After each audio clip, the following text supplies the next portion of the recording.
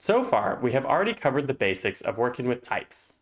In this lesson, we're going to be covering some additional ways which we may not have covered yet. The first thing we're going to look at are union types. Union types give us the ability to specify multiple types for a variable. In this case here, I created a variable a, and the type for this variable can be a string or a number. For union types, you'll use the vertical bar to separate the different types allowed. In general, you want to allow as few types as possible, but there are some use cases where more than one type will be needed. For arrays, we've already gone over the convention that I would typically use, which is going to be the type, followed by the brackets to signify that it's an array of that type. However, what if we wanted to use a union and say our array can contain strings or numbers? To do this, we would change our type to use the array keyword, and then inside the angled brackets, we can say string or number using the union type. If we hover over our variable, you'll see a slightly different convention. You could use that convention as well. However, if I'm using a union type, I tend to personally prefer to use the array keyword as it's a little bit more clear to me. I think a lot of this is going to be personal preference. Some people you might see use array always, regardless of whether you're using union type or not. And some people you might not see use the word array at all. We've already looked a little bit at the any type in the past, but effectively what it's saying is that the variable could literally be anything. It's really bad practice to use the any type as it makes your code super prone to errors. If we look at the following code, I created a person object, and that person object has a first name and a last name. However, you'll notice here that the last name is misspelled. And if we go to try and access that last name, maybe we log it or we're actually trying to use it for some sort of calculation, we're not going to have any sort of IntelliSense, and we're not going to know that we have an error until our code actually runs. In which case, we could still potentially miss that there's an error.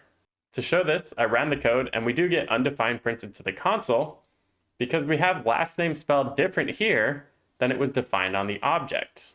It would be much better in this case to create an interface to define the fields for that employee object, and then anytime we go to use that interface, now we actually have IntelliSense and we actually catch errors before we try to run our code. And as soon as we update our type, we now actually have an error showing us that this key is misspelled. So we correct it, we rerun the code, and now we actually have my last name printed to the console. Now look, sometimes when you're working with other frameworks or libraries, the typing can get really complex and honestly sometimes a little bit overburdensome.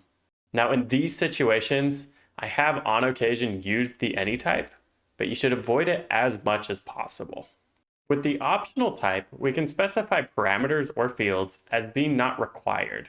For example, maybe we want to add social security number to employees, but it's not a required field. To specify a field or a parameter as being optional, you'll use the $:colon before the type.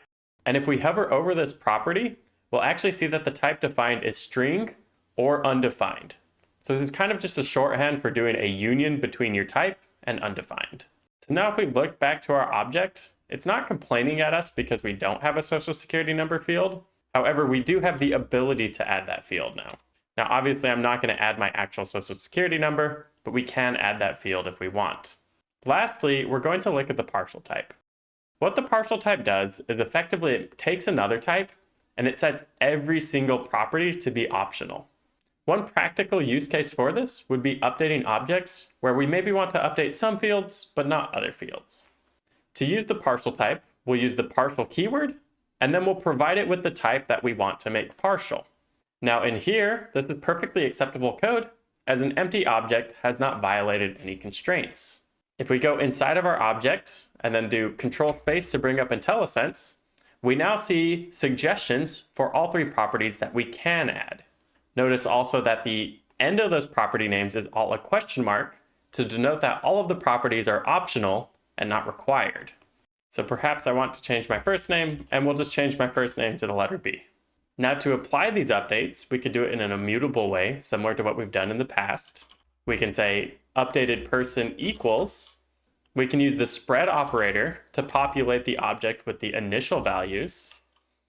And then we can use the spread operator to populate it with the updated values as well. What this will do is it'll create an object where we'll have all of the attributes from person, and then any of those attributes can be overridden from the variable updates. We'll add a console log, and we see that the updated person has the updated first name, but the existing fields for last name and social security number. Now that's all I wanted to cover for types. However, at the very end here, I did something very bad. Can you guess what it was? The bad thing I did was logging the social security number to the console.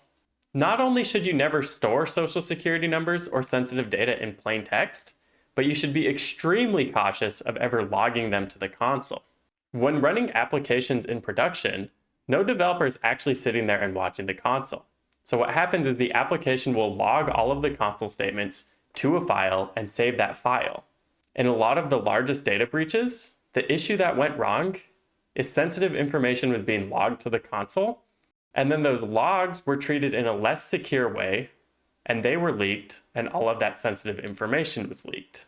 So anytime you're working with sensitive information, you should be extremely cautious of storing that information and logging that information.